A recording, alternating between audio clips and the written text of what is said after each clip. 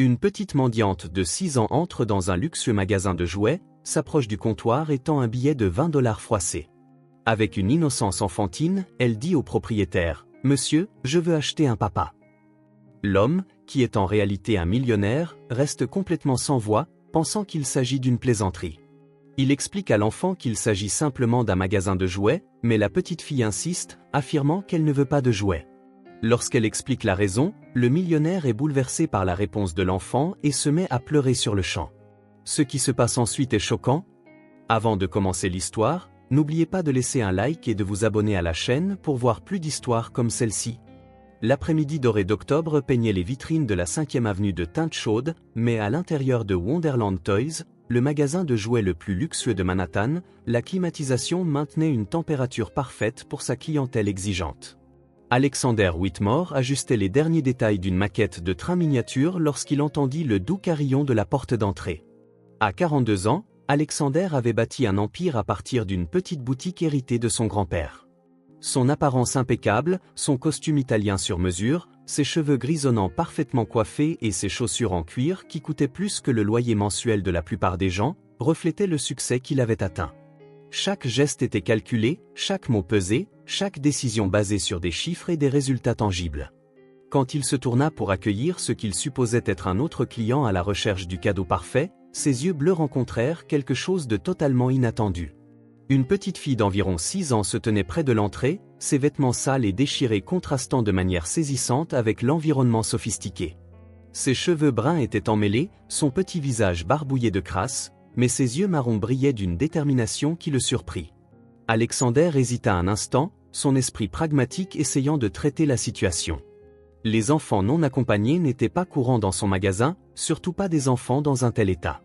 Son instinct commercial l'avertit d'un problème potentiel. Des parents indignés, des accusations de négligence, ou simplement le malaise d'autres clients importants. La fillette commença à marcher vers lui, à pas petits mais résolus, laissant des empreintes sales sur le sol en marbre poli qui avait coûté une fortune à importer d'Italie. Elle serrait quelque chose fermement dans sa main droite, et Alexander put voir qu'il s'agissait d'un billet froissé. « Excusez-moi, monsieur, dit-elle, sa voix douce mais déterminée, interrompant ses pensées. « Est-ce que vous travaillez ici ?» Alexander baissa les yeux pour croiser ce regard plein d'espoir. Il y avait quelque chose dans ce petit visage sale qui le toucha d'une manière qu'il ne pouvait expliquer. Peut-être était-ce le sérieux avec lequel elle le regardait, ou la façon dont elle tenait ce billet comme s'il s'agissait de son bien le plus précieux.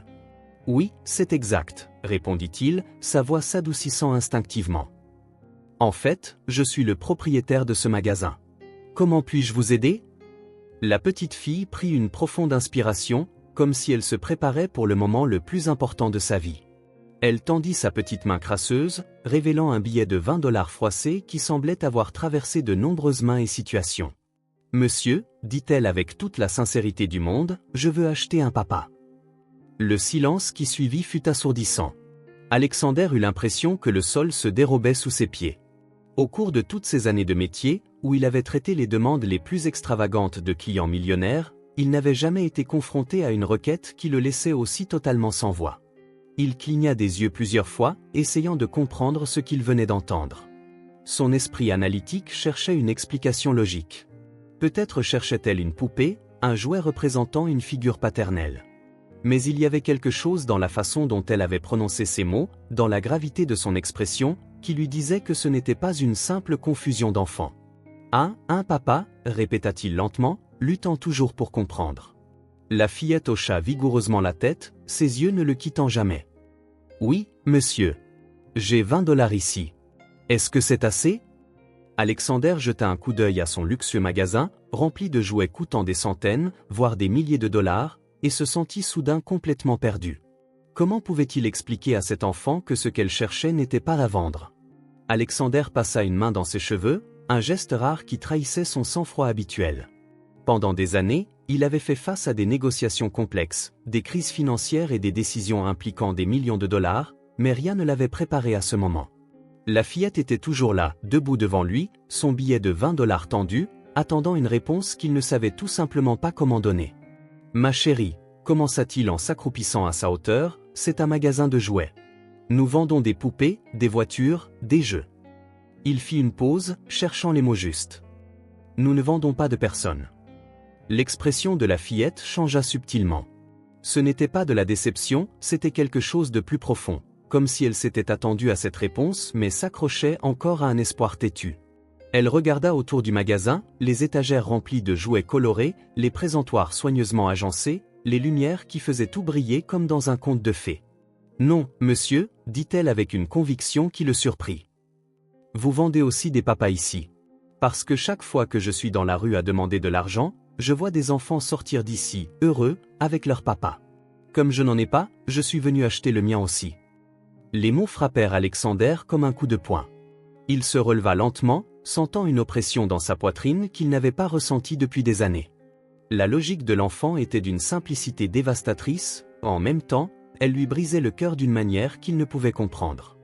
Elle avait observé d'autres enfants quitter son magasin avec leur père, vu la joie sur leur visage, les mains tenues, les étreintes chaleureuses, et en avait conclu que c'était l'endroit où l'on achetait le bonheur familial. Pour un enfant vivant dans la rue, ce lien était parfaitement logique. « Comment t'appelles-tu, ma chérie ?» demanda Alexander, sa voix plus douce qu'il ne l'aurait voulu. « Sophia, répondit-elle, rangeant le billet dans la poche déchirée de sa robe sale. « Et vous ?»« Alexander. Mais tu peux m'appeler Monsieur Alex si tu veux. » Il hésita, peu habitué à des interactions aussi directes et informelles. Sophia sourit pour la première fois depuis son entrée dans le magasin, et Alexander sentit quelque chose d'étrange se produire dans sa poitrine. Il y avait si longtemps qu'il n'avait pas vu un sourire authentique, un sourire dépourvu d'arrière-pensée ou d'intérêts commerciaux. Les sourires de son monde venaient toujours avec des contrats à signer ou des faveurs à demander. « Monsieur Alex, dit Sophia, vous avez des enfants ?» La question le prit au dépourvu. « Non, je n'ai pas d'enfants. »« Pourquoi pas ?» La simplicité de la question le désarma complètement. Comment pouvait-il expliquer à une fillette de 6 ans les carrières dévorantes, les relations superficielles basées sur la commodité, ou la peur inconsciente de devenir vulnérable par l'amour paternel? « C'est compliqué » fut tout ce qu'il put dire. Sophia le fixa de ses grands yeux intelligents. « Ma maman est partie quand j'étais toute petite. Je ne me souviens pas beaucoup d'elle. Et je n'ai jamais eu de papa. Vous croyez que c'est pour ça qu'elle est partie? Parce que je n'avais pas de papa pour s'occuper de nous ?» Alexander sentit à nouveau le sol se dérober sous ses pieds. La vulnérabilité brute de cet enfant, la façon dont elle essayait de trouver une logique dans une situation qui la dépassait probablement, toucha une partie de lui qu'il avait soigneusement gardée sous clé pendant des décennies. « Sophia, ce n'était pas de ta faute, dit-il fermement. Parfois, les adultes prennent des décisions qui n'ont rien à voir avec les enfants. Tu n'as rien fait de mal. » Elle hocha la tête. Mais Alexander pouvait voir que ces mots ne pouvaient effacer des années de questions qu'un enfant si jeune ne devrait jamais avoir à se poser. « Alors, dit Sophia, revenant au sujet initial avec la persistance typique d'un enfant, vous pouvez me vendre un papa ou pas? Je peux trouver plus d'argent si 20$ ne suffisent pas. Je connais une benne à ordures qui a toujours des canettes. » La détermination dans sa voix brisa quelque chose en Alexander. Cette petite fille était prête à fouiller dans les ordures pour plus d'argent dans l'espoir d'acheter quelque chose qu'il savait impossible à vendre. Et il n'avait aucune idée de comment l'expliquer sans détruire complètement l'espoir qui brillait dans ses yeux marrons. Alexander se dirigea vers l'une des vitrines les plus proches, essayant de gagner du temps pour organiser ses pensées. Ses yeux parcoururent les jouets soigneusement disposés, des poupées coûtant plus que ce que beaucoup de gens gagnaient en un mois, des voitures télécommandées importées d'Allemagne, des maisons de poupées qui étaient des répliques parfaites de vraies demeures. Tout ici représentait le luxe et la sophistication qu'il avait bâti au fil des ans, mais rien ne semblait approprié pour cette situation extraordinaire. Il prit une poupée de porcelaine avec une robe en soie brodée à la main, l'un des articles les plus chers du magasin. Peut-être, pensa-t-il, si je lui offre quelque chose de vraiment spécial, pourrais-je détourner Sophia de sa demande impossible. C'était une stratégie qui avait toujours fonctionné dans le monde des affaires. Quand on ne peut pas donner au client exactement ce qu'il veut, on lui offre quelque chose d'encore mieux. « Sophia, dit-il, se retournant vers la fillette avec la poupée dans les mains, et si je te donnais cette poupée en cadeau? Elle est très spéciale. Elle vient de France et elle a des robes que tu peux changer. » Sophia regarda la poupée avec une politesse qui surprit Alexander. Elle examina le délicat visage de porcelaine, toucha doucement les cheveux blonds bouclés et admira la robe bleu clair avec sa dentelle complexe. Un instant, il crut avoir résolu la situation. « Elle est très jolie, monsieur Alex, dit finalement Sophia, mais je ne suis pas venue acheter une poupée. »« Mais ce serait un cadeau, insista Alexander, sentant une étrange urgence de faire sourire cet enfant. Tu n'aurais rien à payer. Sophia secoua la tête avec une détermination qui semblait disproportionnée pour son âge. Vous pouvez garder l'argent, monsieur. Je suis vraiment venu acheter un papa. Le refus catégorique de la fillette laissa Alexander momentanément sans voix. Dans son monde, l'argent résolvait tout, problèmes commerciaux, questions juridiques, relations compliquées. Il y avait toujours un prix qui rendait les choses plus simples. Mais voilà qu'une fillette de 6 ans, vivant manifestement dans la pauvreté, refusait un cadeau coûteux parce que ce n'était pas ce qu'elle voulait vraiment. Il reposa soigneusement la poupée dans la vitrine, ses mouvements plus lents que d'habitude. Il y avait quelque chose de profondément humiliant à découvrir que sa solution habituelle, acheter sa sortie des situations difficiles, était complètement inutile en ce moment. Sophia, tenta-t-il à nouveau, s'accroupissant à sa hauteur, je comprends que tu veuilles un père, mais les gens ne sont pas des choses qu'on peut acheter dans un magasin. Un papa, c'est quelqu'un qui prend soin de toi, qui t'aime, qui est toujours là quand tu as besoin de lui. Je sais, répondit Sophia avec un sérieux qui le déconcerta. C'est pour ça que je veux en acheter un. Pour qu'il puisse prendre soin de moi et m'aimer. Alexander sentit une oppression dans sa poitrine. La logique de la fillette était irréfutable dans son petit monde. Si elle pouvait acheter un père, il ferait naturellement toutes les choses que font les pères. C'était une équation simple dans son esprit d'enfant, et il ne savait pas comment expliquer que l'amour ne fonctionnait pas comme une transaction commerciale. « Ma chérie, dit-il doucement, je ne peux pas te vendre un père. Pas parce que je ne veux pas, mais parce que ce n'est tout simplement pas possible. Les pères ne sont pas des marchandises. » Les yeux de Sophia se remplirent de larmes, mais elle lutta courageusement pour ne pas les laisser couler. Alexander vit le moment exact où l'espoir commença à s'estomper de ses yeux marrons, et c'était comme voir quelque chose de précieux se détruire juste devant lui. « Alors je n'aurai jamais de papa ?»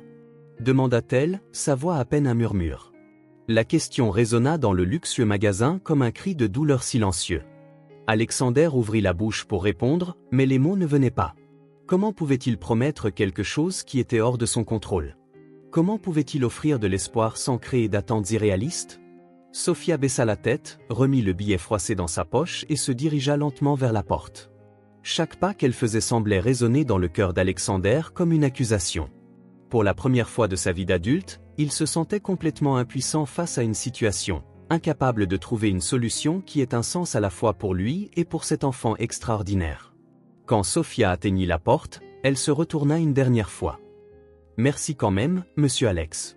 Vous avez été gentil avec moi. » Et puis elle disparut, laissant Alexander seul dans son magasin parfait, entouré de milliers de jouets coûteux, mais se sentant plus vide qu'il ne l'avait jamais été de sa vie. Les heures qui suivirent le départ de Sophia furent les plus longues de la vie professionnelle d'Alexander. Il essaya de reprendre ses activités normales, examiner les rapports de vente, approuver de nouveaux produits pour la saison de Noël, répondre aux appels de fournisseurs internationaux. Mais son esprit revenait sans cesse à cette petite fille aux yeux marrons et à la robe sale. Madame Henderson, son assistante depuis 15 ans, remarqua immédiatement sa distraction. C'était une femme perspicace de 58 ans qui avait appris à lire les humeurs d'Alexander mieux que n'importe quel manuel d'instruction. Quand il passa pour la 3e fois devant la même vitrine sans vraiment la voir, elle décida d'intervenir.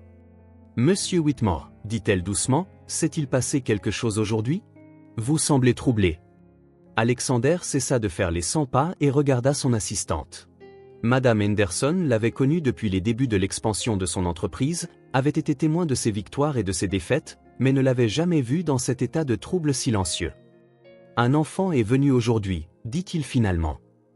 Une petite fille, toute seule. Elle voulait acheter un père. » Madame Henderson cligna plusieurs fois des yeux, traitant l'information. « Acheter un père, monsieur? Je ne comprends pas. » Alexander raconta toute l'histoire. La demande inhabituelle de Sophia, son refus du cadeau coûteux, la logique d'une simplicité dévastatrice derrière son souhait. En parlant, il se rendit compte que revivre ces moments ramenait la même oppression dans sa poitrine qu'il avait ressentie pendant leur conversation. « Où est-elle maintenant ?» demanda Madame Henderson quand il eut terminé. « Je ne sais pas. Elle est partie. Elle est juste partie, l'air si abattu, et je ne savais pas quoi faire. » Madame Henderson le regarda avec une expression qu'il ne pouvait pas tout à fait déchiffrer. Il y avait quelque chose dans ses yeux qui semblait mêler la compréhension à une dose de reproche maternel. « Monsieur Whitmore, dit-elle prudemment, puis-je vous poser une question personnelle? Alexander hésita. Les conversations personnelles ne faisaient pas partie de sa routine de travail, mais quelque chose dans cet après-midi avait brisé beaucoup de ses règles habituelles. Bien sûr. Qu'avez-vous ressenti quand elle a franchi cette porte? La question le prit complètement au dépourvu. Il ouvrit la bouche pour donner une réponse automatique, quelque chose sur le fait de ressentir de la pitié pour la situation de l'enfant ou de la frustration de ne pas pouvoir aider. Mais les mots ne vinrent pas. Ce qu'il avait ressenti était bien plus complexe et troublant. Je me suis senti vide, admit-il finalement, comme si quelque chose d'important avait quitté ma vie, même si elle n'était restée que quelques minutes. Madame Henderson hocha lentement la tête. Vous savez, monsieur, pendant toutes les années où j'ai travaillé ici, j'ai vu beaucoup d'enfants aller et venir.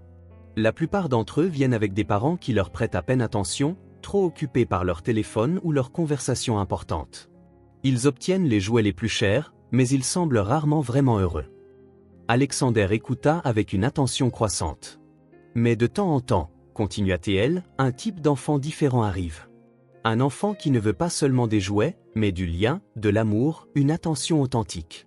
Et ces enfants-là, eh bien, ils nous rappellent des choses que nous oublions en grandissant. Comme quoi? Comme le fait que l'argent ne peut pas acheter les choses qui comptent vraiment.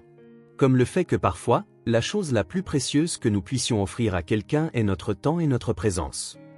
Madame Henderson fit une pause. Et comme le fait que certaines rencontres se produisent pour une raison. Alexander sentit un frisson lui parcourir l'échine. Pensez-vous que je devrais la chercher? Je ne peux pas répondre à cela pour vous, monsieur.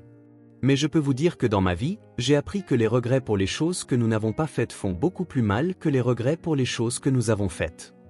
Le reste de l'après-midi se passa dans un brouillard de réflexion. Alexander essaya de se concentrer sur le travail, mais l'image de Sophia, ses yeux pleins d'espoir se transformant en déception, la façon dont elle l'avait remercié même après avoir été rejetée, ne cessait de tourner en boucle dans son esprit. Au moment de fermer le magasin, il avait pris une décision. Il ne pouvait s'empêcher de penser à la petite fille, seule dans les rues de New York, sans endroit où dormir, sans personne pour s'occuper d'elle. La pensée qu'elle puisse avoir faim, froid, ou pire, être en danger, le tourmentait d'une manière qu'il ne pouvait expliquer. Pour la première fois depuis des années, Alexander quitta le magasin avant d'avoir terminé toutes ses tâches administratives. Il y avait quelque chose de plus important à faire, même s'il ne savait pas exactement quoi. Alexander parcourut les rues animées de Manhattan avec un but qu'il ne pouvait définir clairement. Son pas était plus rapide que d'habitude, ses yeux scrutant chaque coin de rue, chaque entrée d'immeuble, chaque petit espace où un enfant seul pourrait s'abriter. L'automne new-yorkais montrait déjà ses premiers signes de rigueur, et le vent vif soufflant de l'Hudson le fit resserrer son manteau italien. Pendant 40 minutes, il chercha sans succès. Il interrogea les vendeurs de rue, les portiers, même d'autres sans-abri, mais personne n'avait vu une petite fille seule. À chaque réponse négative, l'oppression dans sa poitrine s'intensifiait. New York était une ville immense, et un enfant pouvait disparaître dans son labyrinthe urbain comme une goutte d'eau dans l'océan. Alors qu'il était sur le point d'abandonner, il décida de redescendre la rue où se trouvait son magasin. Peut-être que Sophia était revenue, peut-être était-elle encore à proximité. C'était un faible espoir, mais c'était tout ce qu'il avait. Et puis, il la vit. Sophia était assise sur le trottoir d'en face, recroquevillée contre le mur de briques d'un vieil immeuble. Elle avait ramené ses jambes contre sa poitrine et posé sa tête sur ses genoux, se transformant en une minuscule boule humaine. Même de loin, Alexander pouvait voir qu'elle frissonnait, que ce soit de froid, de faim ou d'une combinaison des deux, il ne pouvait le dire. Quelque chose se brisa en lui en la voyant dans cet état de vulnérabilité absolue. Toute sa vie d'adulte, il s'était protégé de ce genre de tourmente émotionnelle. Dans le monde des affaires, une compassion excessive était considérée comme une faiblesse, et il avait appris à garder ses émotions sous contrôle strict. Mais là, devant cet enfant seul et sans défense, toutes ses défenses s'effondrèrent instantanément. Il traversa la rue sans même regarder la circulation, ignorant les klaxons furieux des conducteurs. En s'approchant de Sophia, elle leva lentement la tête, et il vit que ses yeux étaient rouges, que ce soit à cause des pleurs ou du vent froid, il ne pouvait le dire. « Sophia » appela-t-il doucement, s'accroupissant à quelques mètres pour ne pas l'effrayer. Elle le reconnut immédiatement, et pendant un bref instant, ses yeux s'illuminèrent, mais la tristesse revint rapidement, comme si elle se souvenait qu'il n'avait pas ce qu'elle cherchait. « Salut, monsieur Alex » dit-elle, sa voix faible et rauque. « Qu'est-ce que vous faites ici? Où vas-tu dormir ce soir? Sophia haussa les épaules, un geste qui semblait trop grand pour quelqu'un de si petit. Je ne sais pas encore. Parfois je dors dans le parc, parfois sous l'auvent de la banque. Ça dépend où il n'y a pas trop de monde. La manière désinvolte dont elle décrivait son état d'abandon fut comme un coup de poing à l'estomac pour Alexander. Cet enfant avait normalisé une vie qu'aucun enfant ne devrait jamais connaître. Elle parlait de dormir à la belle étoile comme d'autres enfants pourraient parler de choisir quel jouet emmener au lit. « As-tu faim » demanda-t-il, remarquant qu'elle semblait encore plus petite que lorsqu'elle était dans son magasin. Sophia hésita avant de répondre, comme si admettre la faim était une sorte de faiblesse. « Un peu » dit-elle finalement. Alexander sentit une vague de protection qu'il n'avait jamais ressentie auparavant. C'était quelque chose de primal, d'instinctif, qui allait bien au-delà de la simple pitié. C'était comme si chaque fibre de son être criait que cet enfant avait besoin d'être soigné, protégé, nourri. « Voudrais-tu dîner avec moi » demanda-t-il, surpris par ses propres mots.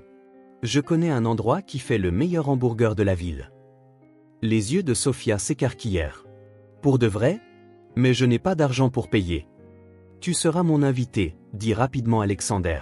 « Et après, eh bien, nous pourrions nous promener dans le parc, si tu veux, bien sûr. » Pour la première fois depuis qu'il l'avait trouvée sur le trottoir, Sophia sourit.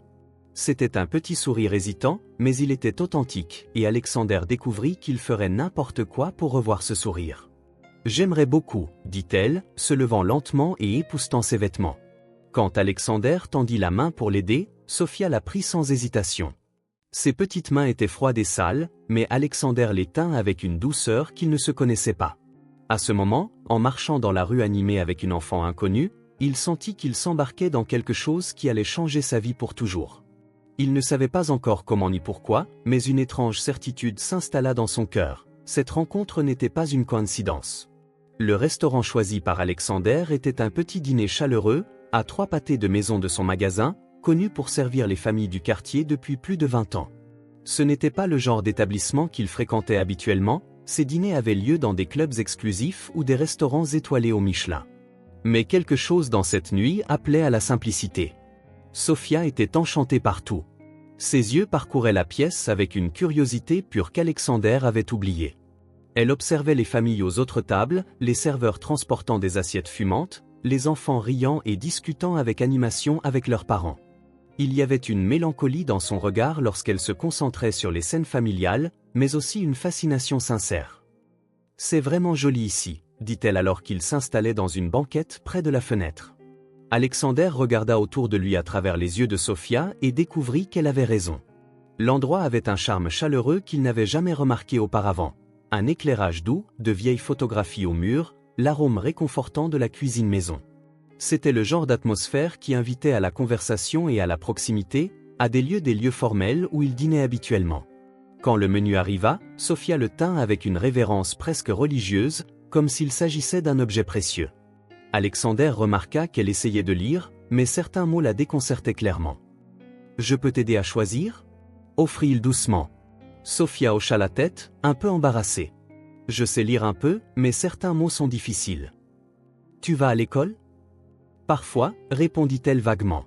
« Quand je peux être propre et quand je ne suis pas trop fatiguée. » La réponse désinvolte de Sophia sur son éducation sporadique fit réaliser à Alexander à quel point la situation de l'enfant était complexe. Il ne s'agissait pas seulement de ne pas avoir de maison, elle était privée de toutes les choses de base qu'il tenait pour acquises, une éducation régulière, des repas constants, un endroit sûr pour dormir. Ils commandèrent des hamburgers et des frites, et Alexander regarda avec un mélange de joie et de tristesse Sophia savourer chaque bouchée comme si c'était le meilleur repas du monde. C'était probablement le meilleur repas qu'elle ait eu depuis très longtemps. « Sophia, » dit-il pendant le dîner, « raconte-moi à quoi ressemble une journée normale pour toi. » Elle réfléchit un instant, mâchant pensivement une frite. « Eh bien, je me réveille quand le soleil se lève, parce qu'il fait plus chaud.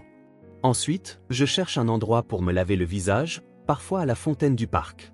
Après ça, je me promène en ville, à la recherche d'endroits où les gens sont gentils et me donnent quelques pièces. » Alexander écouta en silence, essayant d'imaginer une fillette de 6 ans naviguant seule dans les rues d'une des villes les plus animées du monde. « Et la nuit ?»« La nuit, je trouve un endroit sûr pour dormir.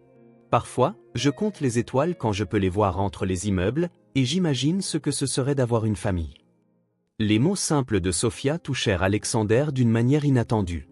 Il y avait une résilience extraordinaire chez ce petit enfant, une capacité à trouver la beauté et l'espoir même dans les circonstances les plus difficiles.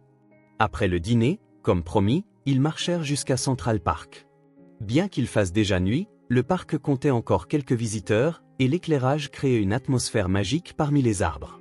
Sophia courut vers le premier terrain de jeu qu'ils trouvèrent, et Alexander la suivit, fasciné par son élan d'énergie soudain. « Monsieur Alex, venez jouer avec moi » cria-t-elle du haut d'un toboggan. Alexander hésita. À quand remontait la dernière fois qu'il avait joué? À quand remontait la dernière fois qu'il avait fait quelque chose pour le pur plaisir, sans agenda ni objectif commercial? Je ne sais pas si je... Commença-t-il. S'il vous plaît, insista Sophia. C'est plus amusant quand on a quelqu'un avec qui jouer.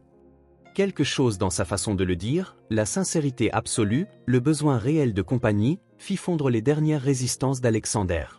Il grimpa sur la structure de jeu. Pour la première fois depuis des décennies, il s'autorisa à être juste un homme jouant avec un enfant. Ils descendirent le toboggan, se balancèrent sur les balançoires et se poursuivirent autour des équipements. Alexander entendit son propre rire résonner dans le parc et fut surpris par le son.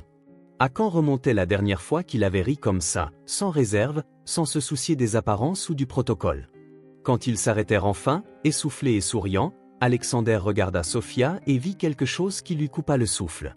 Elle le regardait avec une expression de pure adoration, comme s'il était la personne la plus merveilleuse du monde. « Merci, monsieur Alex, dit-elle doucement. C'était le plus beau jour de ma vie. » Et Alexander réalisa, avec une clarté qui le surprit, que cela avait aussi été le plus beau jour de sa vie. La température avait chuté brusquement au moment où ils quittèrent le parc. Alexander remarqua que Sophia commençait à frissonner, même si elle essayait de le cacher. Elle croisa les bras sur sa poitrine et tenta de marcher normalement, mais il pouvait voir que chaque rafale de vent la faisait tressaillir. La réalité de la situation le frappa à nouveau de plein fouet. Dans quelques heures, il devrait laisser cet enfant seul dans les rues froides de New York. « Sophia, dit-il, s'arrêtant au milieu du trottoir, où comptes-tu dormir exactement ce soir ?» Elle regarda autour d'elle, évaluant ses options avec une expertise qu'aucun enfant ne devrait posséder. Il y a une entrée d'immeuble là-haut qui est un peu à l'abri du vent. Parfois, le portier me laisse rester jusqu'à la fin de son service. Alexander suivit son regard et vit une petite alcôve entre deux bâtiments commerciaux. C'était un espace étroit et sale, totalement impropre à tout être humain, encore moins à un enfant de 6 ans. L'image de Sophia blottie dans ce coin sombre, seule et frigorifiée, fut comme un couteau dans son cœur. « Et s'il pleut ?» demanda-t-il, bien qu'il sache déjà qu'il n'aimerait pas la réponse. « Je me colle contre le mur et j'attends que ça passe, » dit Sophia avec une désinvolture qui lui brisa le cœur. Alexander leva les yeux au ciel. Des nuages sombres s'amoncelaient, et il pouvait sentir la promesse de pluie dans l'air. La pensée de laisser Sophia affronter une tempête seule, sans abri adéquat, sans personne pour la réconforter si elle avait peur, devint tout simplement insupportable. À ce moment, quelque chose de fondamental changea en lui.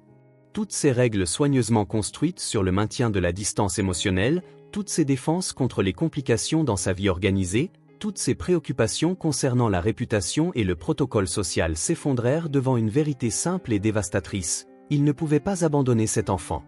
« Sophia, dit-il, sa voix plus ferme qu'il ne se sentait, et si tu venais dormir chez moi ce soir ?» Ses yeux s'écarquillèrent de surprise.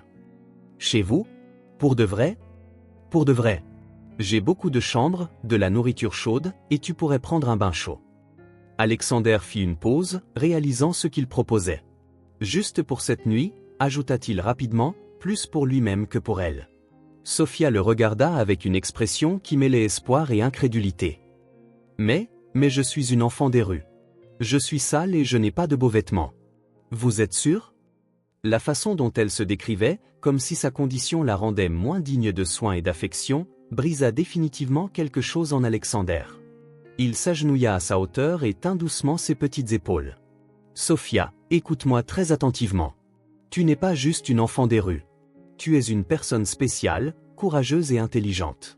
Et chaque personne mérite un endroit sûr pour dormir, surtout quand il fait froid dehors. » Des larmes commencèrent à couler sur le visage sale de Sophia, mais cette fois, c'étaient des larmes de soulagement et de gratitude. « Merci, monsieur Alex. Merci beaucoup. » Le trajet en taxi jusqu'à la demeure d'Alexander dans l'Upper East Side fut silencieux, mais pas inconfortable. Sophia regardait par la fenêtre avec fascination, voyant les lumières de la ville défiler comme des étoiles filantes. Alexander observait son reflet dans la vitre et se demandait ce qui lui était arrivé ce jour-là. En 24 heures, sa vie soigneusement contrôlée avait été bouleversée par un enfant de 6 ans. Quand ils arrivèrent à la demeure, Sophia se tint sur le trottoir, bouche bée.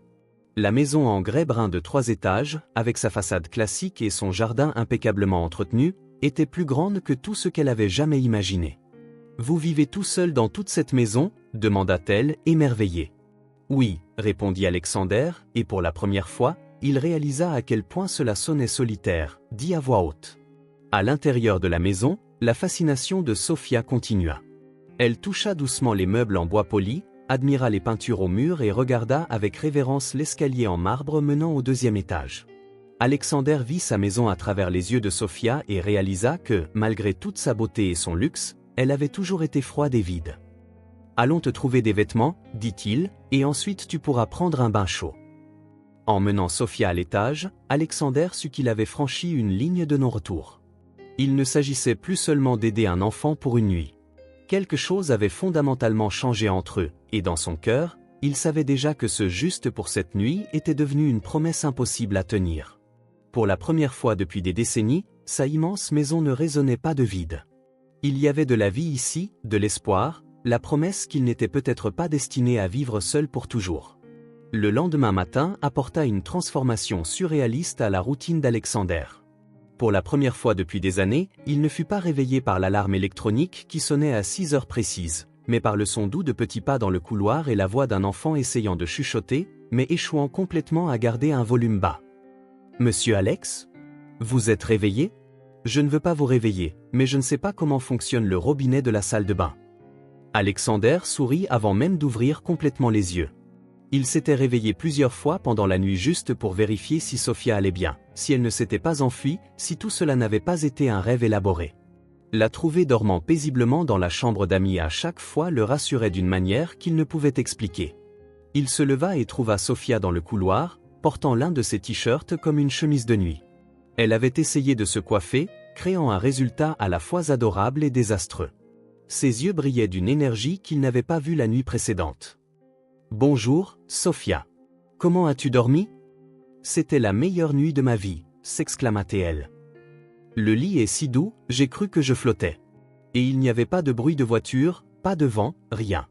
Et il faisait chaud tout le temps. » Alexander sentit sa poitrine se serrer d'émotion, imaginant combien de nuits Sophia avait passé dans des endroits où le bruit, le froid et l'inconfort étaient des constantes. « Je suis content que tu aies bien dormi.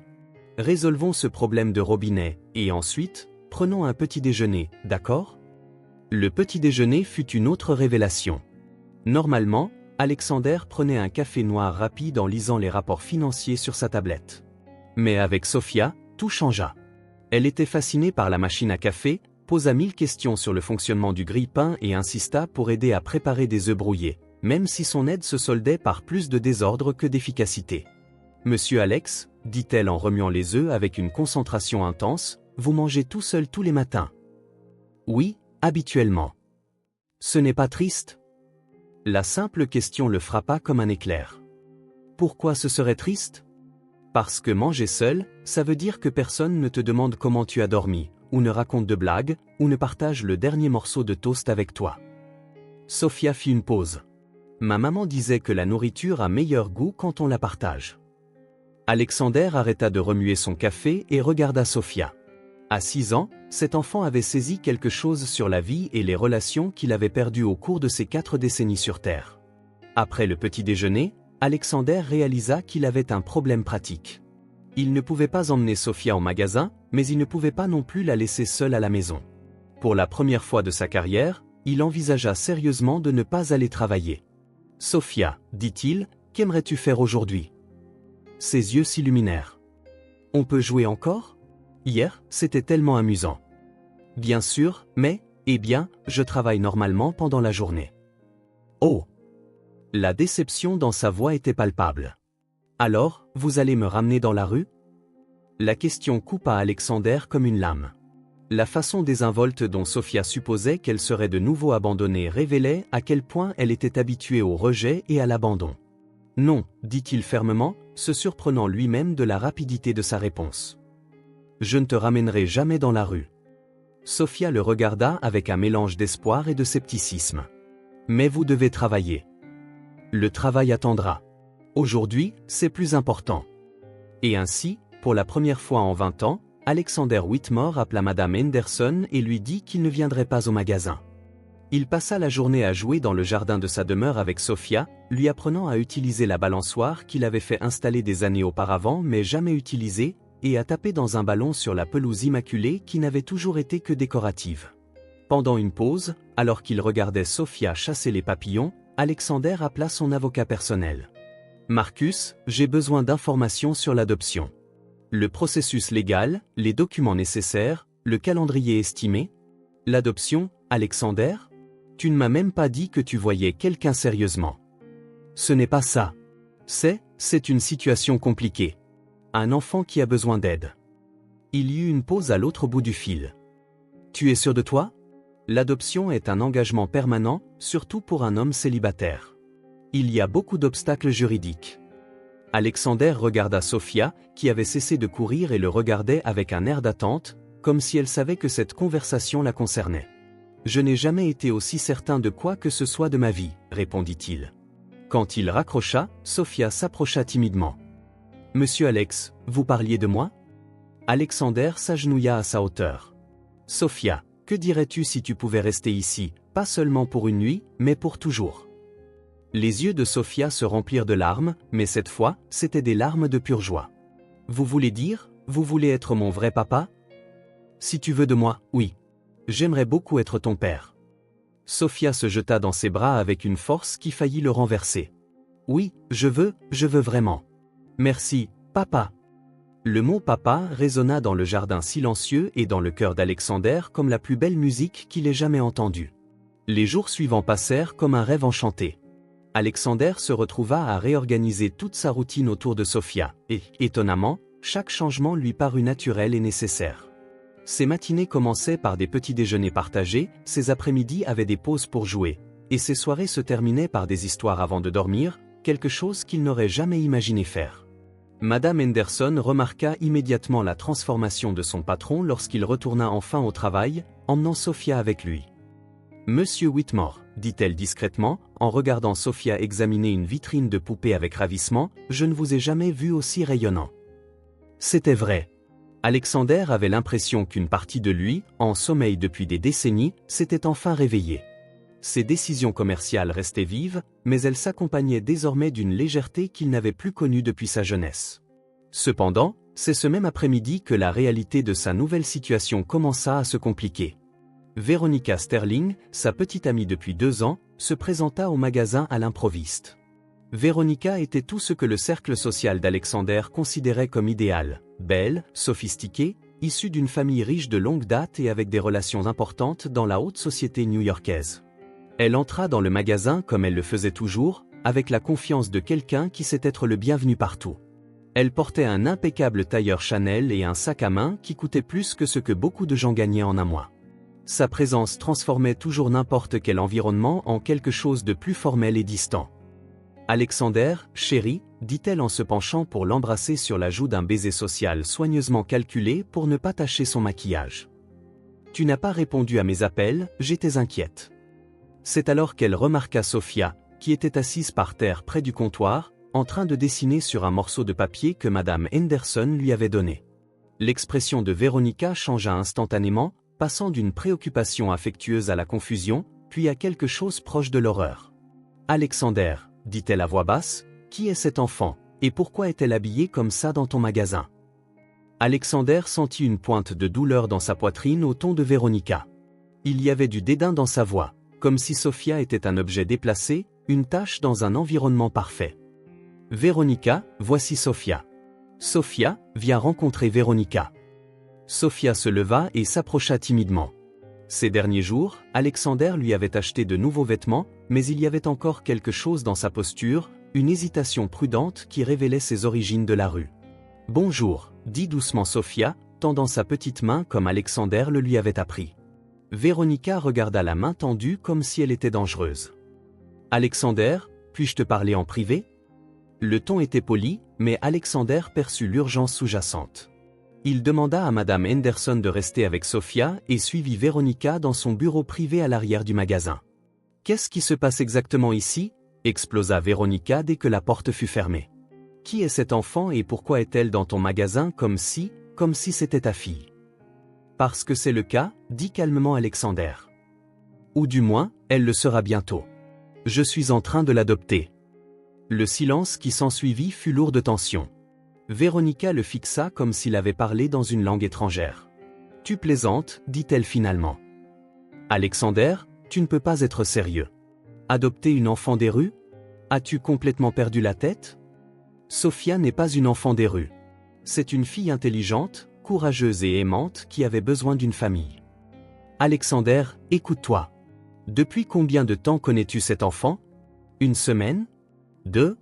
Et tu as déjà décidé de l'adopter? Véronica commença à faire les 100 pas dans le bureau. As-tu la moindre idée de l'impact que cela aura sur ta réputation? Notre réputation? Je me fiche de la réputation quand il s'agit de faire ce qui est juste. Véronica cessa de faire les 100 pas et lui fit face avec une expression qu'il n'avait jamais vue auparavant. C'était un mélange de colère, d'incrédulité et de quelque chose qui ressemblait presque à du mépris. Ce qui est juste? Alexander, tu es un homme d'affaires respecté, un membre de clubs exclusifs, une figure éminente de la société. Et maintenant, tu veux tout jeter par-dessus bord pour un enfant qui a probablement des problèmes que tu ne peux même pas imaginer. Quel genre de problèmes? Des traumatismes, des problèmes de comportement? Qui sait quel genre de maladie elle a pu attraper en vivant dans la rue? Et tu ne sais même rien de sa famille. Il pourrait y avoir des antécédents de criminalité, de drogue, n'importe quoi. Alexander sentit la colère monter dans sa poitrine. Tu parles de Sophia comme si c'était un animal dangereux. Je parle de la réalité, Alexander. Tu as toujours été pragmatique, tu as toujours pris des décisions basées sur la logique. Que t'est-il arrivé? J'ai découvert qu'il y a quelque chose de plus important que la logique, répondit-il fermement. J'ai découvert l'amour. Véronica le regarda comme s'il était devenu complètement fou, et à cet instant, Alexander réalisa avec une clarté cristalline que la femme en face de lui était une parfaite inconnue. Comment avait-il pu passer 2 ans de sa vie avec quelqu'un qui pouvait regarder un enfant innocent et ne voir que des problèmes et des inconvénients? La dispute dans le bureau avait duré plus d'1 heure, et Alexander pouvait sentir les échos de la tension résonner à travers les murs. Véronica avait essayé toutes les stratégies possibles, appel à la raison, arguments financiers, préoccupations quant au statut social, même des larmes soigneusement mesurées. Mais Alexander restait inébranlable, ce qui ne faisait qu'intensifier sa frustration. « Alexander, » dit Véronica, sa voix prenant un ton qu'il reconnut comme dangereux, « tu dois comprendre la gravité de cette situation. Notre cercle social n'acceptera pas cela. Le club, nos amis, les partenaires commerciaux, ils remettront tous en question ton jugement. » Qu'ils le remettent en question, répondit Alexander, jetant un coup d'œil par la fenêtre du bureau vers le magasin où il pouvait voir Sophia montrer ses dessins à Madame Henderson. Je ne vais pas prendre mes décisions de vie en fonction de ce que les autres pensent. Mais moi, je dois y penser, rétorqua Véronica. Ma famille a une réputation à défendre. Ma mère est présidente de 3 conseils de charité, mon père siège au conseil d'administration de 2 grandes banques. Ils ne comprendront pas cela. Alexander se tourna pour lui faire face. Véronica, es-tu en train de me dire que ta famille s'opposerait à ce qu'on aide un enfant dans le besoin? Ne sois pas naïf. Bien sûr qu'ils soutiennent la charité, mais il y a une différence entre faire un don et ça. Elle fit un geste vers la porte, comme si Sophia était une sorte d'aberration. Alexander, tu ne sais même pas si cet enfant ne ment pas. Les enfants des rues apprennent à manipuler dès leur plus jeune âge. Comment sais-tu que tout cela n'est pas une comédie élaborée?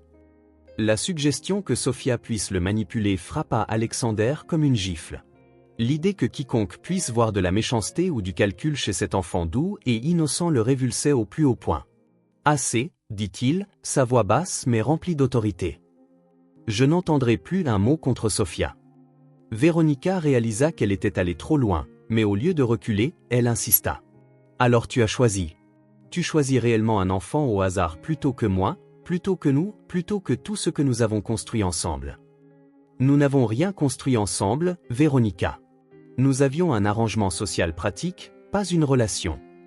Les mots sortirent plus durs qu'Alexander ne l'avait prévu, mais il réalisa qu'ils étaient vrais. Pendant 2 ans, lui et Véronica avaient assisté aux mêmes événements, étaient apparus ensemble sur les photos de société et avaient maintenu les apparences que leurs cercles respectifs attendaient. Mais il n'y avait jamais eu de véritable amour, de lien authentique, ni même un intérêt profond l'un pour l'autre. Véronica devint pâle. « Comment peux-tu dire ça ? 2 ans, Alexander. 2 ans de ma vie. Et ce furent 2 années agréables, mais elles n'ont jamais été plus que ça. Tu le sais aussi bien que moi. » Pendant un instant, Alexander vit quelque chose comme une véritable vulnérabilité dans les yeux de Véronica, mais elle fut rapidement remplacée par une froideur calculatrice qu'il connaissait bien. « Très bien, dit-elle en lissant sa jupe et en retrouvant son sang-froid. Si c'est ainsi que tu le veux, alors je serai très clair sur les conséquences. » Quelles conséquences ? Tu as jusqu'à lundi pour régler cette situation. Soit tu te débarrasses de cet enfant et nous revenons à la normale, soit je mets fin à notre relation, publiquement. Et je m'assurerai que tout le monde sache exactement pourquoi. Alexander sentit un frisson lui parcourir l'échine. Que veux-tu dire par là ? Je veux dire que je dirai à tout notre réseau social qu'Alexander Whitmore a perdu la raison et est devenu obsédé par une enfant des rues. Je suggérerai que tes motivations ne sont peut-être pas aussi pures qu'elles le semblent. Je planterai des graines de doute sur ta stabilité mentale et tes véritables intérêts. La menace était claire et dévastatrice. Dans leur cercle, des rumeurs de cette nature pouvaient détruire une réputation bâtie sur des décennies. Des clients clés pourraient annuler des contrats, des partenaires commerciaux pourraient se retirer, et sa position respectée dans la société pourrait s'effondrer. « Tu me fais du chantage, » dit Alexander, incrédule. « Je te donne un choix. Un enfant que tu connais depuis 2 semaines, ou tout ce que tu as construit en 40 ans. » Alexander regarda Véronica et se demanda comment il avait pu être si aveugle pendant si longtemps. La femme devant lui était capable de menaces cruelles contre un enfant innocent pour obtenir ce qu'elle voulait. Comment avait-il pu passer 2 ans avec quelqu'un comme ça ? « J'ai besoin de temps pour réfléchir, dit-il. »« Tu as jusqu'à lundi, » répéta Véronica en attrapant son sac à main. « Et Alexander, ne me sous-estime pas. Je ne bluffe pas. » Elle sortit du bureau d'un pas ferme, laissant une traînée de parfums coûteux et de menaces voilées. Alexander resta seul, regardant par la fenêtre Sophia, qui aidait maintenant Madame Henderson à arranger une vitrine, complètement inconsciente de la tempête qui se préparait autour d'elle. Pour la première fois depuis qu'il avait décidé d'adopter Sophia, Alexander eut peur. Non pas la peur de perdre de l'argent ou son statut social, mais la peur que des forces hors de son contrôle puissent l'arracher à la fille que son cœur avait déjà complètement adoptée. Le week-end passa comme une éternité pour Alexander. Il essaya de maintenir un semblant de normalité pour Sophia, mais elle, avec la perception aiguë que les enfants ont souvent, remarqua que quelque chose était différent. « Papa, dit-elle le samedi soir alors qu'il lui lisait une histoire, tu es triste ? Tes yeux sont différents. » Alexander arrêta de lire et la regarda, son petit visage inquiet.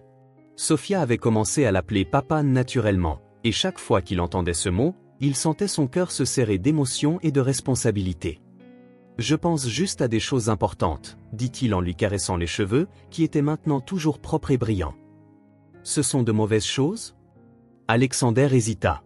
Comment expliquer à une fillette de 6 ans qu'il y avait des gens dans le monde qui la voyaient comme un problème à résoudre, un inconvénient à éliminer ?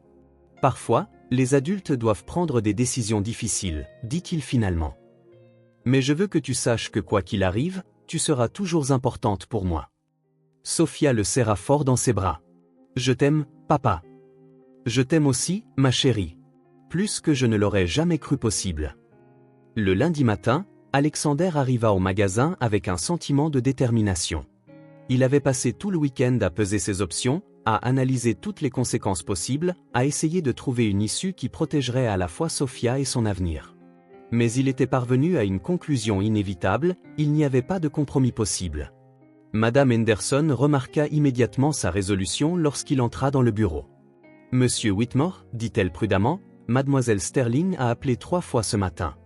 Elle a dit qu'elle serait là à midi. » Alexander vérifia l'heure. Il était 11h45. « Madame Henderson, j'ai besoin que vous emmeniez Sophia déjeuner dehors.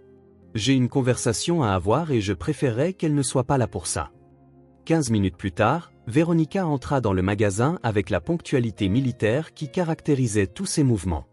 Elle portait un tailleur encore plus formel que vendredi, comme si elle se préparait pour la bataille. Et peut-être que c'était le cas. « Alexander », dit-elle en embrassant l'air près de sa joue, « j'espère que tu as profité du week-end pour réfléchir. » « C'est le cas, répondit-il en la guidant vers le bureau. « Et tu es parvenu à la conclusion sensée, j'imagine. » Alexander ferma la porte et se tourna pour lui faire face. « Je suis parvenu à une conclusion, oui. » Sophia reste. L'expression de Véronica passa instantanément de la confiance à l'incrédulité. « Alexander, tu ne peux pas être sérieux. » « Je n'ai jamais été plus sérieux de ma vie. »« Sais-tu ce que cela signifie ? Sais-tu ce que je vais faire ? » « Je sais exactement ce que tu vas faire, » dit calmement Alexander.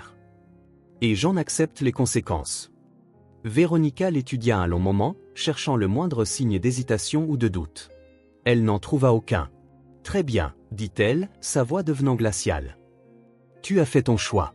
Mais ne dis pas que je ne t'avais pas prévenu. »« Véronica, » dit Alexander alors qu'elle se dirigeait vers la porte, « il y a une chose que tu ne comprends pas. » Elle se retourna, s'attendant peut-être à une dernière tentative de réconciliation. Pendant des années, j'ai vécu ma vie en fonction de ce que les autres attendaient de moi.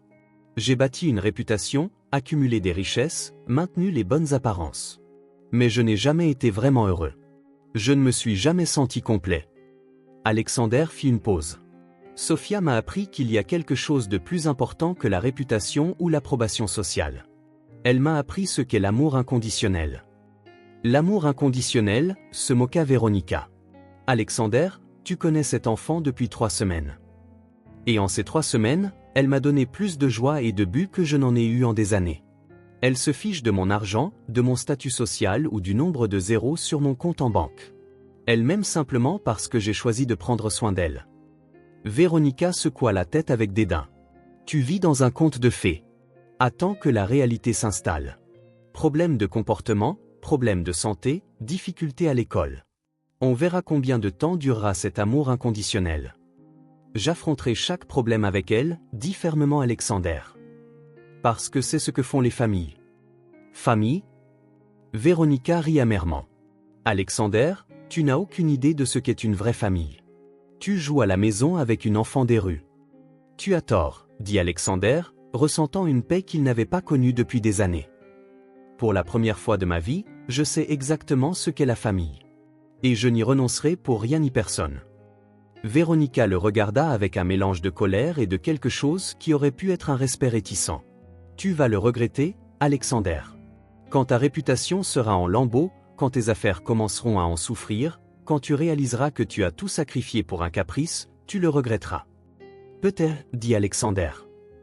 Mais au moins, je regretterai un choix que j'ai fait par amour et non par peur. Véronica partit sans un autre mot, mais Alexander savait que ce n'était pas la fin de la bataille. Ce n'était que le début. Les menaces de Véronica se matérialisèrent avec une efficacité brutale que même Alexander n'avait pas anticipée. En une seule semaine, des rumeurs venimeuses commencèrent à circuler dans les cercles sociaux les plus exclusifs de Manhattan. Des chuchotements dans les clubs privés, des conversations qui s'arrêtaient quand il entrait dans les restaurants, des regards spéculatifs lors des événements sociaux. Le premier coup vint sous la forme d'un appel de Charles Morrison, l'un de ses plus gros clients corporatifs et membre du même club que lui depuis 15 ans. « Alexander, » dit Charles d'un ton embarrassé, « je dois te parler de notre contrat pour la saison des fêtes. » Alexander sentit son estomac se nouer. Le contrat de Morrison représentait près de 20% de son chiffre d'affaires annuel. « Bien sûr, Charles. Y a-t-il un problème ? » Eh bien, c'est une situation délicate. Des inquiétudes ont été soulevées concernant ta situation personnelle actuelle.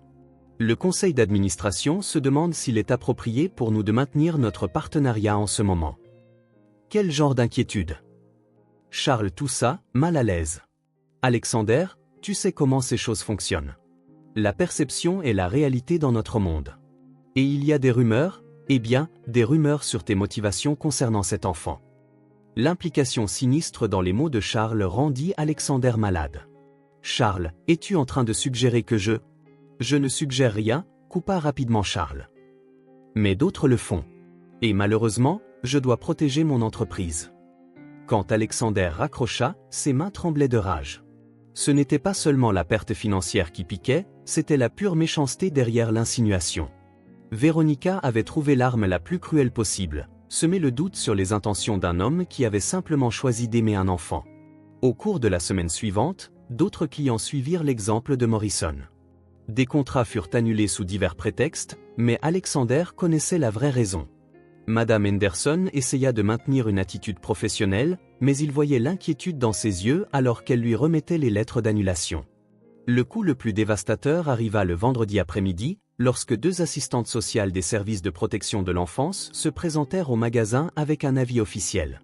« Monsieur Whitmore, dit la femme la plus âgée en consultant son presse-papier, nous avons reçu un signalement anonyme alléguant que vous hébergez une mineure dans votre résidence sans l'autorité légale appropriée. » Alexander sentit le monde tourner. « Mais je suis en train de faire une adoption légale. Mon avocat s'occupe de tous les papiers. » « Nous comprenons cela, monsieur, dit l'homme plus jeune. Mais jusqu'à ce que ce processus soit finalisé, nous devons enquêter sur la situation. C'est le protocole. » Sophia, qui jouait près du comptoir, sentit la tension et s'approcha timidement d'Alexander. « Papa, qui sont ces gens ?» L'assistante sociale la plus âgée observa l'interaction avec attention. « Est-ce l'enfant en question ?»« C'est Sophia, dit Alexander, posant une main protectrice sur son épaule. « Et oui, elle est sous ma garde temporaire pendant que nous finalisons l'adoption. Monsieur Whitmore, je dois vous informer que jusqu'à ce que notre enquête soit terminée, Sophia doit être placée dans une famille d'accueil agréée. » Le mot frappa Alexander comme un éclair. « Non. Vous ne pouvez pas l'emmener. Elle est en sécurité avec moi. Elle est heureuse. »« Papa, dit Sophia d'une petite voix effrayée, est-ce qu'ils vont m'emmener ?» Alexander s'agenouilla et tint les petites mains de Sophia, ses yeux se remplissant de larmes qu'il luttait pour retenir. « Sophia, écoute-moi très attentivement. Quoi qu'il arrive, peu importe où tu dois rester pour un petit moment, je me battrai pour toi. Je te ramènerai. »« Mais je ne veux pas y aller, dit-elle en commençant à pleurer. Je veux rester avec toi. Tu es mon papa. Et je le serai toujours, dit Alexander, sa voix se brisant. Toujours. C'est juste pour un petit moment. Je te le promets. » L'assistante sociale la plus âgée, clairement émue par la scène, s'approcha doucement. « Sophia, ma chérie, tu vas juste rester avec une famille très gentille pendant quelques jours pendant que nous réglons quelques papiers. Ce n'est rien que tu aies fait de mal, d'accord ?» Mais Sophia s'agrippa à Alexander de toutes ses forces, comme si elle pouvait empêcher l'inévitable par la seule force de sa volonté. « Ne les laisse pas m'emmener, papa, s'il te plaît. » Il la serra aussi fort qu'il le pouvait, sentant son cœur se briser en un million de morceaux. « Je t'aime, Sophia. Plus que tout au monde. Et je viendrai te chercher. Je te le promets. » Quand ils réussirent finalement à séparer Sophia d'Alexander, ses cris de « papa » résonnèrent dans le magasin comme une complainte. Alexander resta figé au milieu de sa boutique de luxe, entouré de jouets coûteux et de présentoirs parfaits, se sentant plus vide et dévasté qu'à tout autre moment de sa vie. Madame Henderson s'approcha de lui, les larmes aux yeux. « Monsieur Whitmore, nous la récupérerons. Nous nous battrons. »« Oui, dit Alexander, sa voix rauque d'émotion. Nous nous battrons. Peu importe ce que ça coûte, peu importe le temps que ça prendra. Je ne l'abandonnerai pas. » Mais en regardant la porte par laquelle Sophia avait été emmenée, Alexander se demanda si les forces alignées contre eux n'étaient pas trop puissantes pour être vaincues. Pendant un terrible instant, il se permit de douter que l'amour suffirait à vaincre la cruauté du monde. Les 3 jours sans Sophia furent les plus longs de la vie d'Alexander. Il pouvait à peine dormir, manger devint une corvée mécanique et le travail semblait impossible. Madame Henderson dirigeait pratiquement tout le magasin pendant qu'il se consacrait entièrement à la lutte pour la garde de Sophia. Marcus, son avocat, travaillait sans relâche, mais les nouvelles n'étaient pas encourageantes. Alexander, le signalement anonyme a créé des complications. Nous devons non seulement prouver que tu es un parent adoptif approprié, mais aussi que ces allégations malveillantes sont sans fondement. Combien de temps cela prendra-t-il? Des semaines, voire des mois. Et c'est si tout se passe bien. Alexander sentit le désespoir menacer de le consumer. La pensée de Sophia passant des mois en famille d'accueil, pensant peut-être qu'il l'avait abandonnée, était insupportable. C'est alors que quelque chose d'inattendu se produisit. Le mercredi matin, une file commença à se former devant Wonderland Toys. Alexander regarda, Confus, depuis la fenêtre de son bureau, des dizaines de personnes se rassemblaient sur le trottoir. Madame Henderson se précipita à l'étage. « Monsieur Whitmore, vous devez voir ça. » Quand Alexander descendit au rez-de-chaussée, il trouva environ 50 personnes à l'extérieur. Des parents avec des enfants, des grands-parents, des jeunes couples, des gens de tous âges et de tous horizons. Beaucoup tenaient des pancartes faites à la main. « Nous voulons le retour de Sophia », lisait-on sur l'une. « L'amour construit les familles, pas l'argent », disait une autre. Alexander Whitmore, un vrai héros, proclamait une troisième. Madame Henderson expliqua, alors qu'il regardait à travers la vitrine, ça a commencé avec certaines des familles habituées qui sont venues la semaine dernière et ont remarqué que Sophia était partie. Quand elles ont appris ce qui s'était passé, elles ont passé le mot. Il semble que votre gentillesse ait impressionné plus de gens que vous ne le pensiez. Un homme d'âge moyen qu'Alexander reconnut comme un client régulier frappa à la porte. « Monsieur Whitmore, puis-je vous parler ?» Alexander ouvrit la porte et fut immédiatement accueilli par un chœur de voix de soutien. « Monsieur Whitmore, dit l'homme, je m'appelle Roberto Silva. Ma fille a acheté sa première poupée ici il y a 5 ans. J'ai toujours admiré la façon dont vous traitez les enfants dans ce magasin, avec un respect et une gentillesse authentique. Quand nous avons entendu ce que vous avez fait pour Sophia, continua une femme âgée, et comment ils essaient de vous punir pour cela, nous avons décidé d'agir. Aucun enfant ne devrait être séparé d'un parent aimant à cause de ragots malveillants. » Une jeune mère s'avança. « Monsieur Whitmore, j'ai une fille de l'âge de Sophia. Si quelqu'un l'avait aidée comme vous avez aidé Sophia, je serais éternellement reconnaissante. Ce qu'ils vous font à tous les deux est mal. » Les mots de soutien continuèrent pendant plus d'1 heure. Alexander découvrit que l'histoire s'était répandue bien au-delà de son cercle social immédiat. Des parents qui connaissaient Sophia du magasin, des voisins qui avaient été témoins de sa transformation, même des gens qui avaient simplement entendu l'histoire et étaient indignés par l'injustice. Plus important encore, beaucoup de ces personnes connaissaient Sophia personnellement depuis les jours qu'elle avait passés au magasin. Ils purent témoigner auprès des assistantes sociales du bonheur et du bien-être évident de la fillette lorsqu'elle était avec Alexander. « Je n'ai jamais vu un enfant aussi rayonnant », dit l'un des habitués à l'assistante sociale venu enquêter sur la manifestation. Sophia était clairement aimée et soignée. N'importe qui avec des yeux pouvait le voir. Le témoignage le plus puissant vint d'une source inattendue. Le docteur Patricia Harris, une psychologue pour enfants respectée qui avait observé Sophia dans le magasin quelques jours avant la séparation, offrit son évaluation professionnelle. « Au cours de mes 20 années d'expérience de travail avec des enfants traumatisés, dit-elle à l'équipe d'enquête, j'ai rarement vu une transformation aussi positive et rapide. Sophia ne s'adaptait pas seulement bien, elle s'épanouissait. Séparer un enfant d'un environnement où elle s'épanouit si clairement peut causer des dommages psychologiques importants. » Pendant ce temps, de l'autre côté de la ville, Sophia menait sa propre bataille. La famille d'accueil était gentille, mais Sophia refusait de manger correctement et pleurait chaque nuit, répétant seulement « Je veux mon papa. Je veux rentrer à la maison. » L'assistante sociale du cas, Sandra Martinez, avait travaillé avec des centaines d'enfants au cours de sa carrière. Elle savait reconnaître quand un enfant était véritablement en détresse à cause d'une séparation d'un être cher, par opposition à une simple adaptation à une nouvelle situation.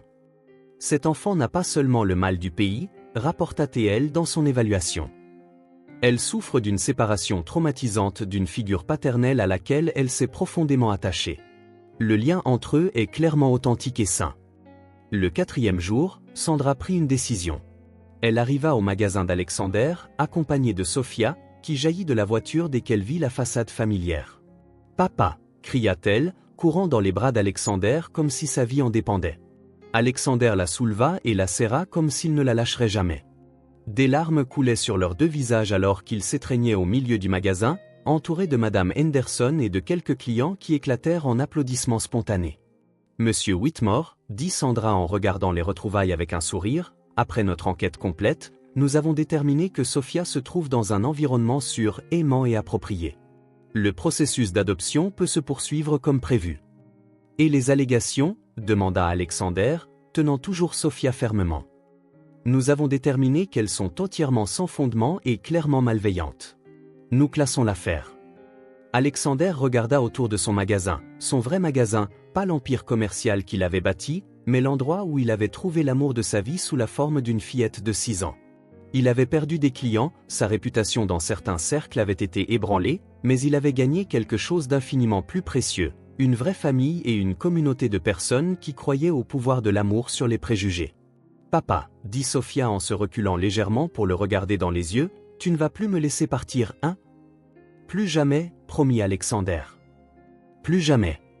6 mois après le jour où Sophia était entrée pour la première fois dans Wonderland Toys avec son billet de 20 $ froissés, le magasin était devenu quelque chose de complètement différent de ce qu'Alexander avait jamais imaginé. Ce qui n'était autrefois qu'une entreprise de luxe s'adressant à l'élite de New York s'était transformé en un véritable centre communautaire, où les familles de tous horizons se sentaient les bienvenues. L'adoption de Sophia avait été finalisée 3 mois auparavant, lors d'une cérémonie judiciaire simple mais profondément émouvante. Alexander se souvenait encore de la façon dont elle avait serré sa main lorsque le juge lui avait demandé si elle voulait qu'il soit son père pour toujours. « Il l'est déjà », avait-elle répondu avec une conviction qui avait fait sourire toute la salle d'audience. Ce matin de printemps particulier, Alexander regardait Sophia aider un enfant plus jeune à choisir un cadeau d'anniversaire pour sa sœur. La transformation de la fillette était extraordinaire, non seulement physiquement, bien que ses cheveux brillent maintenant de santé et que ses vêtements soient toujours propres et ajustés, mais surtout dans sa confiance et sa générosité naturelle. « Papa, dit Sophia en s'approchant de lui avec un garçon timide d'environ 4 ans, voici Miguel. Il veut acheter un cadeau pour sa sœur, mais il est un peu confus sur ce qu'il faut choisir. » Alexander s'agenouilla au niveau de Miguel. « Bonjour, Miguel. Quel genre de choses ta sœur aime-t-elle faire ?» En aidant Miguel à trouver le cadeau parfait, Alexander réfléchit à la façon dont sa propre vie avait changé. Oui, il avait perdu des clients importants à cause des rumeurs malveillantes de Veronica, mais il avait gagné quelque chose de bien plus précieux, de nouveaux clients qui venaient dans son magasin non seulement pour les produits, mais pour l'atmosphère accueillante que Sophia avait aidé à créer. Madame Henderson s'approcha avec un sourire. « Monsieur Whitmore, il y a une dame ici qui aimerait vous parler. » Alexander regarda dans la direction qu'elle indiquait et vit une femme d'une trentaine d'années qui observait Sophia avec intérêt. Elle avait l'air nerveuse, mais déterminée. « Excusez-moi, dit la femme alors qu'il s'approchait. Je m'appelle Elena Rossi. J'ai entendu parler de votre histoire avec Sophia. Je suis mère célibataire et... » Elle hésita, jetant un coup d'œil à son jeune fils qui jouait près d'une vitrine. « J'ai traversé des moments difficiles récemment, et je me demandais si vous pouviez me donner des conseils sur la façon de continuer quand tout semble impossible. » Alexander sourit avec compréhension.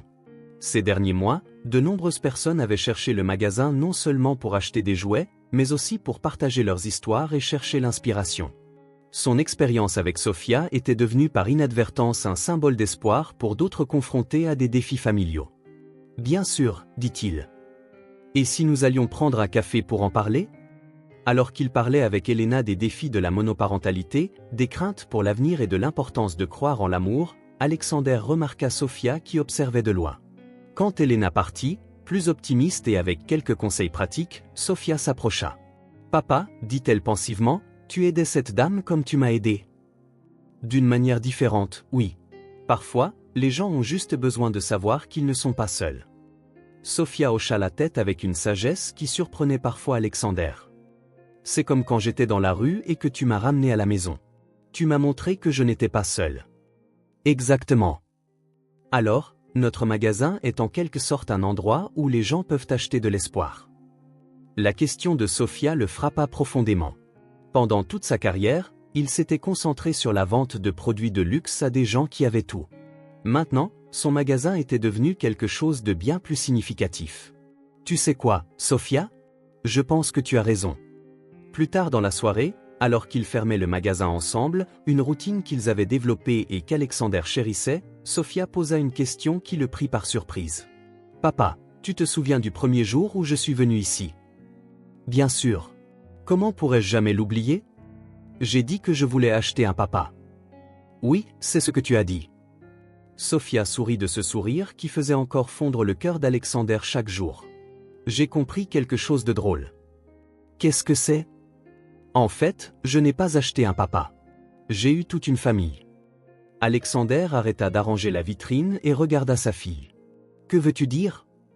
Eh bien, je t'ai eu comme papa, et Madame Henderson est comme une grand-mère, et tous les clients qui viennent ici et sont gentils avec moi sont comme une grande famille. Et maintenant, il y a Elena et son fils qui viendront peut-être dîner dimanche.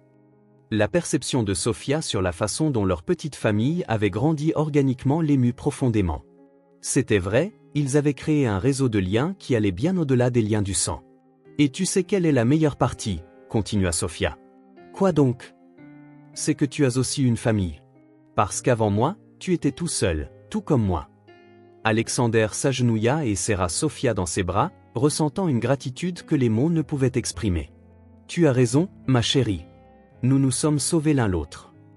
Alors qu'ils rentraient chez eux main dans la main, passant devant l'endroit même où Sofia avait autrefois dormi sur le trottoir, Alexander réfléchit au voyage extraordinaire qu'ils avaient parcouru.